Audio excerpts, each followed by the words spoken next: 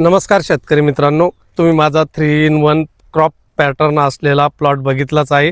पण याच्यामध्ये पपईचे जे रोपटे आहे ते खूप मोठ्या प्रमाणामध्ये त्याची मर झालेली आहे आणि त्याच्यामध्ये सगळ्यात मोठी चूक झालेली आहे की नर्सरीमधून जे रोपांची निवड मी केलेली होती त्याच्यात चूक झालेली आहे आणि नर्सरीवाल्यानं देखील रोपं विकायचे म्हणून विकले। पण शेतकरी मित्रांनो, डागडुजी करताना मी ही काळजी घेतली आणि त्याच्यासाठी मी निवडली पाटील बायोटेकची नर्सरी।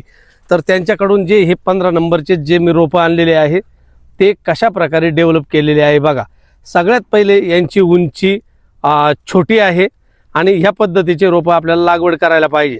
त्याच्यानंतर शेतकरी मित्रांनो, तुम्ही बघाल तर जेव्हा आपण या ट्रेमधून रोपं काढतो तर इतर वेळेस रोपांच्या मुळ्या त्या डॅमेज होण्याची शक्यता असते।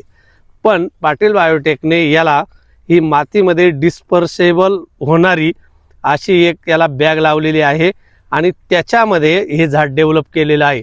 त्याच्यामुळे काय होतं की ही बॅग काढल्यानंतर मुळांची कोणत्याही प्रकारचं डॅमेज होत नाही आणि लागवड केल्याबरोबर हे जे मुळं आहेत हे सेटिंग होतात। त्याच्यासाठी तुम्ही पपई किंवा इतर कोणत्याही रोपांची लागवड करताना नर्सरी ब्रँडेड निवडा आणि त्याच्यामुळे तुम्हाला हे मर रोग असेल, मुळ्या डॅमेज होऊन खराब होणारी रोपं असेल तर ती होणार नाही। शेतकरी मित्रांनो, तुम्हाला जर कोणत्याही प्रकारची भाजीपाला रोपे पाहिजे असेल तर समोर तुम्हाला पाटील बायोटेकच्या नर्सरीचा नंबर देतोय, तर तेथे जाऊन तुम्ही नक्की चौकशी करा। निरोगी आणि गुणवत्ता असलेली रोपांची निवड करा। भेटूया पुन्हा, तोपर्यंत नमस्कार।